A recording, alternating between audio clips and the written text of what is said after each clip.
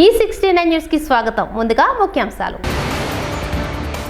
ఉత్సాహంగా తుంగభద్ర రైతు వరి నారు సిద్ధం చేసుకుంటున్న అన్నదాత.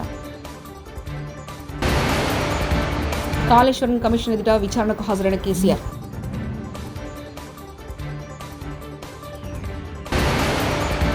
మోదీ ఇచ్చారు, చంద్రబాబు ఎగ్గొట్టారు వైఎస్ జగన్.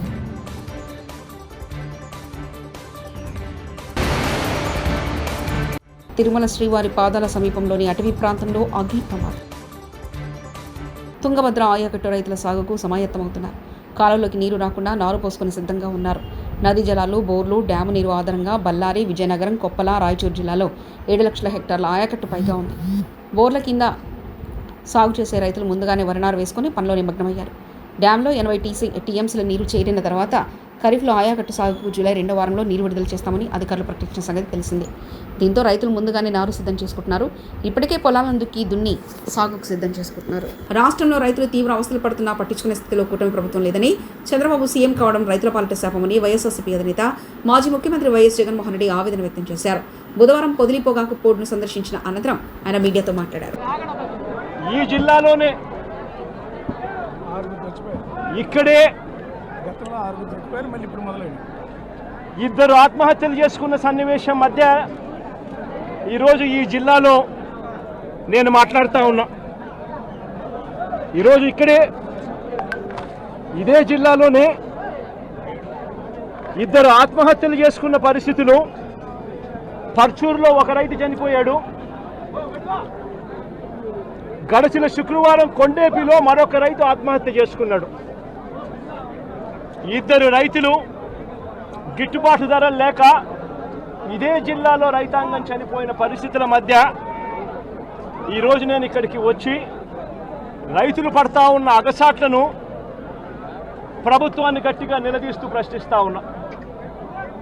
ఈరోజు రైతు పడతా ఉన్న పరిస్థితుల మధ్య ఏ పంటకు కూడా ఈరోజు రాష్ట్రంలో గిట్టుబాటు ధరలు లేవు. వరి ప్రొక్యూర్మెంట్ మొన్న చేశారు. ఏ రైతుకైనా కూడా, ఏ రైతును తీసుకున్నా కూడా కనీసం 300 రూపాయల నష్టానికి రైతు ఎంఎస్పీ కన్నా తక్కువ రేటుకు అమ్ముకోవాల్సిన పరిస్థితిలో ధాన్యాన్ని రాష్ట్ర ప్రభుత్వం కొనుగోలు చేసింది. వరి దగ్గర నుంచి మొదలు పెడితే మిరప, పత్తి, జొన్న, కందులు, మినుములు, పెసలు, మొక్కజొన్న, సజ్జ, రాగులు, వేరుశనగ, అరటి, చీని, పొగాకు, కోకో, ఏ పంట తీసుకున్నా కూడా రైతన్నకు ఈరోజు గిట్టుబాటు ధర రాని పరిస్థితి ఈరోజు రాష్ట్రంలో కనిపిస్తూ ఉంది. సిద్దిపేట జిల్లా ఎర్రవల్లిలోని మాజీ సీఎం కేసీఆర్ ఫామ్ హౌస్ను ఆయన కుమార్తె ఎమ్మెల్సీ కవిత వెళ్లారు. ఈరోజు బీఆర్కే భవన్లో జస్టిస్ పీసీ ఘోష్ కమిషన్ ఎదుట విచారణకు కేసీఆర్ హాజరు కానున్నారు. ఈ నేపథ్యంలో కవిత తన భర్త అనిల్తో కలిసి అక్కడికి చేరుకున్నారు. ఇటీవల కవిత కేసీఆర్కు లేఖరడం, ఆయన చుట్టూ దయ్యాలున్నాయంటూ చేసిన వ్యాఖ్యలు హాట్ టాపిక్గా మారిన విషయం తెలిసిందే.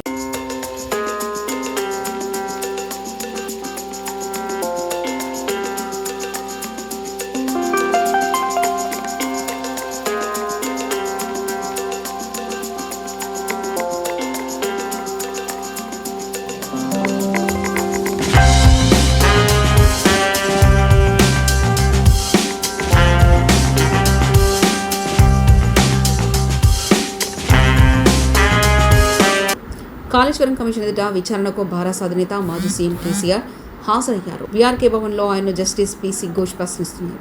కాళేశ్వరం ప్రాజెక్టు రీ ఇంజనీరింగ్, ఆనకట్టల నిర్మాణం, ఒప్పందాలు, కాళేశ్వర కార్పొరేషన్ ఏర్పాట్లు, నీటి నిల్వలపై ఆయన విచారిస్తున్నట్లు సమాచారం.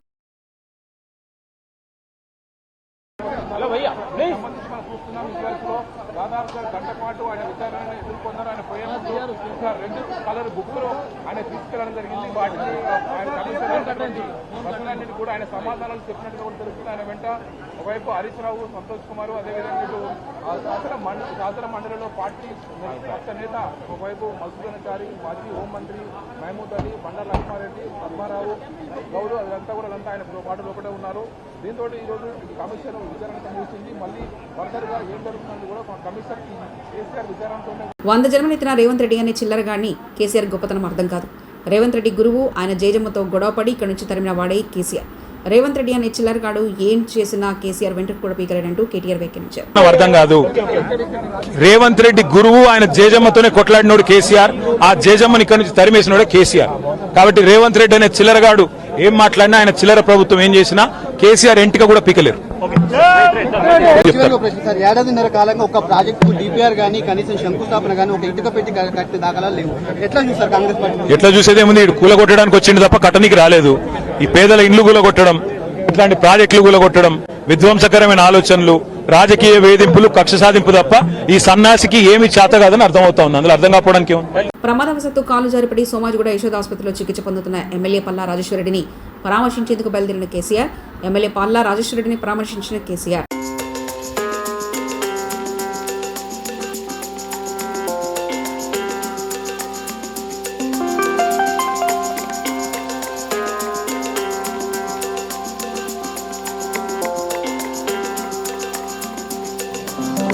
తిరుమల శ్రీవారి పాదాల సమీపంలోని అటవీ ప్రాంతంలో అగ్ని ప్రమాదం సమాచారం అందుకుని ఘటనా స్థలానికి చేరుకుని మంటల్ని అదుపు చేసిన అగ్నిమాపక సిబ్బంది. దాదాపు 100 కిలోమీటర్ల మేర అటవీ ప్రాంతంలో మంటలు వ్యాపించాయని తెలిపిన అధికారులు.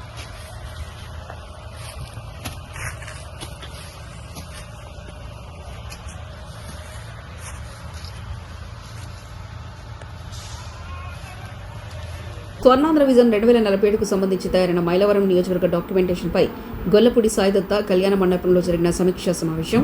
ఎమ్మెల్యే వసంతకృష్ణ ప్రసాద్ ఆధ్వర్యంలో జరిగిన సమీక్షా సమావేశానికి ముఖ్య అతిథిగా హాజరైన ఎంపీ కేశినేని విశ్వనాథ్. ముఖ్యమంత్రి చంద్రబాబు నాయుడు ఆదేశానుసారం విజన్ 2047లో భాగంగా రాబోయే కాలంలో మైలవరం నియోజకవర్గ అభివృద్ధికై చేయాల్సిన పనులు ఎన్డీఏ కూటమి నాయకులు, ప్రభుత్వ అధికారులతో చర్చించడం జరిగింది. ఈ ఆలోచన చాలా మంచి ఆలోచన అండి. ఇది కోనేరు రంగారావు గారు కమిటీ వేసినప్పుడు ఆయన ప్రపోజ్ చేశారు ఈ ప్లానింగ్. అయితే దాన్ని పక్కన పెట్టేశారు. ఆయన ఇచ్చినటువంటి రిపోర్ట్ని ఆ రాటి నుంచి ప్రతి గవర్నమెంట్ వస్తుంది, ఎవరు కూడా ఫైల్ ఓపెన్ చేయలేదు, చూడలేదు. కాన్స్టిట్యున్సీ డెవలప్మెంట్ ఆఫీసర్ అని చెప్పి డిప్యూటీ కలెక్టర్కి పై ర్యాంకు, ఆర్డీఓ ర్యాంకులో వాళ్ళని ఎవరు కానీ, లేదా మండల ఎండిఓలుగా చేసేటువంటి సీనియర్ ఆఫీసర్లు ఎవరినైనా ఈ పోస్ట్లో ఒక సిడిఓ పోస్ట్లో కాన్స్టిట్యున్సీ డెవలప్మెంట్ ఆఫీసర్ని పెట్టి ఆయన కింద కొన్ని టీంలు పెట్టి ఆయా డిపార్ట్మెంట్కి కన్సల్ట్.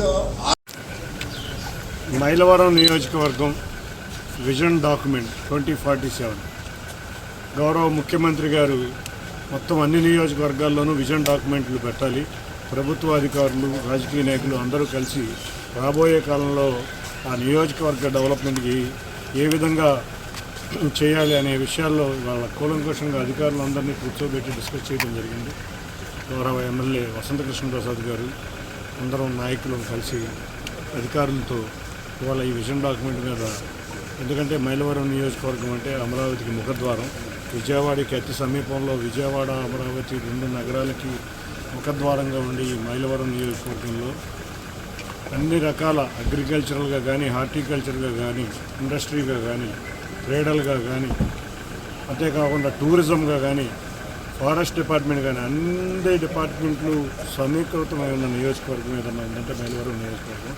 ఈ నియోజకవర్గ అభివృద్ధి, అమరావతి అభివృద్ధి, విజయవాడ అభివృద్ధి మీద డిపెండ్ అయి ఉంటుంది. కాబట్టి ఈ నియోజకవర్గం ఏ విధంగా ముందుకెళ్ళాలి అనేది మేము ఆలోచించి నేను అన్ని పథకం రచించాం. తప్పకుండా వీటన్నిటిని ముఖ్యమంత్రి వర్యులు తీసుకువెళ్ళి ఆ దిశగా ఈ కార్యక్రమం ఉండే విధంగా మేమందరం కృషి చేస్తామని తెలియజేస్తాం. Thank you. మహిళలపై రాళ్లదాడి చేసిన సైకో బ్యాచ్ను కఠినంగా శిక్షించాలి. పీదల సుజాత మీడియా సమావేశం. మీ సాక్షి ఛానల్లో డిబేట్లు పెట్టి నీచాతి నీచంగా ఘోరమైనటువంటి అసహ్యకరమైనటువంటి మాటలతో మహిళల్ని అవమానించేలా చేస్తారా? మీ ఇంట్లో కూడా ఆడవాళ్ళు ఉన్నారుగా. మీ వైఫ్ని భారతీ రెడ్డి గారిని తప్పుగా మాట్లాడినందుకు మా కార్యకర్తను కూడా చూడకుండా ఇమీడియట్గా 24 గంటల్లో యాక్షన్ తీసుకున్నాం. ఎందుకంటే కూటమి ప్రభుత్వంలో పార్టీలకు అతీతంగా ఏ మహిళని అసభ్యకరమైన మాటలన్నా, వాళ్ళని అవమానపరిచినా ఎవరిని కూడా ఊరుకునే ప్రసక్తి లేదు. చట్టరీత్యా చర్యలు తీసుకుంటాము అని చెప్పాం. అలాగే భారతీరెడ్డి గారిని తప్పుగా మాట్లాడినందుకు మా కార్యకర్తను కూడా ఇమీడియట్గా యాక్షన్ తీసుకున్నాం. అది చంద్రబాబు నాయుడు గారి యొక్క పరిపాలన. అది మహిళల పట్ల చంద్రబాబు నాయుడు గారికి, కూటమి ప్రభుత్వానికి ఉన్నటువంటి చిత్తశుద్ధి. ఏంటండి జగన్మోహన్ రెడ్డి గారు రాజకీయాలకు ఇంత దిగజారిపోవాలా? ఏం పాపం చేశారండి మహిళలు? మీకు ఏం అన్యాయం చేశారండి? ఇంత దారుణంగా అవమానిస్తారా? ఎంత దారుణంగా మహిళలపై ఈ రోజున ప్రతిపక్షంలో ఉన్నటువంటి మీరు అవమానకరంగా మాట్లాడిస్తున్నారు. రాష్ట్ర మహిళలే కాదండి, ప్రపంచవ్యాప్తంగా ఉన్నటువంటి తెలుగు మహిళలందరూ కూడా, తెలుగువారు అందరు మహిళలు కూడా గమనిస్తున్నారు. ఇంత దిగజారిపోతారా? ఇంత దిగజారుడు రాజకీయాలు చేస్తారా? ఇంత దారుణమైనటువంటి మాటలు మహిళల్ని అనిపిస్తారా? మహిళల్ని ఇంత ఇలాగ అవమానిస్తారా? టీవీ డిబేట్లు పెట్టి అమరావతి మహిళల్ని మీరు అవమానించలేదండి, యావత్ మహిళా లోకాన్ని అవమానించారు. ఎంత నీచంగా మాట్లాడుతున్నారండి? ఇది వేసల్ పటాన్చెరు మండలంలోని రుద్రారం గ్రామంలో ఉన్న రేషన్ షాప్ నంబర్ 2 ఇందిరమ్మ ఇండ్ల నిర్మాణంను జిల్లా కలెక్టర్ క్రాంతి వల్లూరు పరిశీలించారు.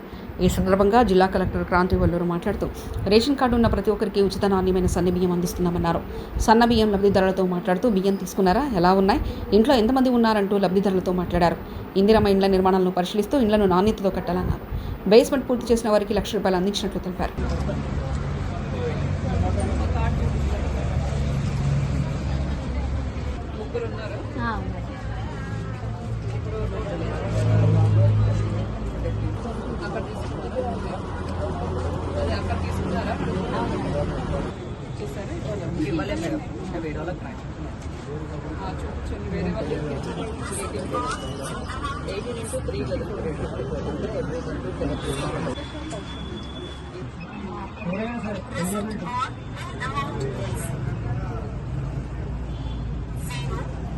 ఇప్పుడంటే 5 నిమిషాల్లో ఒకటి అయిపోతుందా?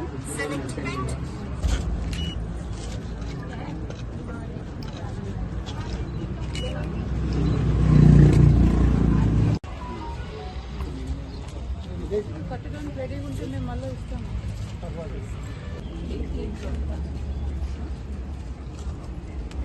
ఏం చేస్తారు?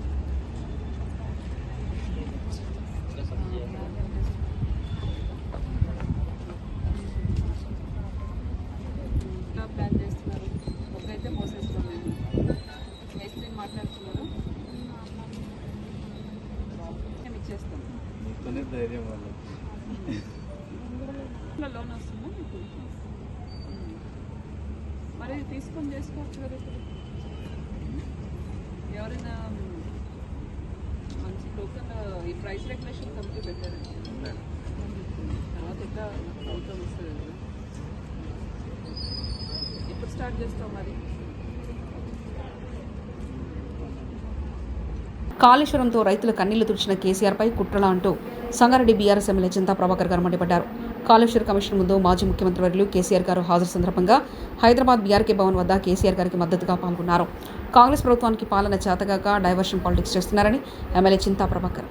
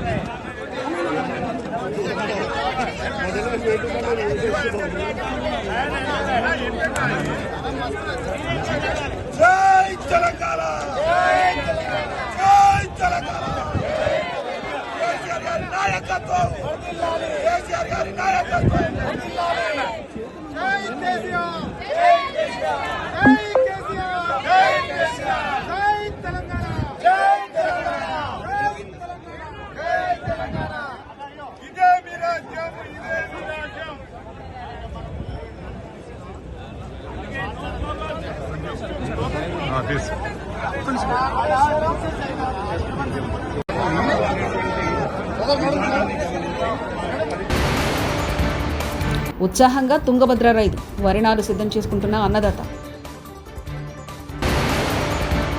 కాళేశ్వరం కమిషన్ ఎదుట విచారణకు హాజరైన కేసీఆర్.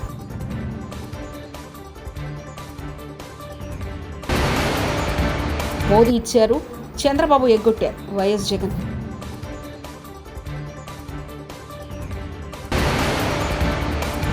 తిరుమల శ్రీవారి పాదాల సమీపంలోని అటవీ ప్రాంతంలో అగ్ని ప్రమాదం.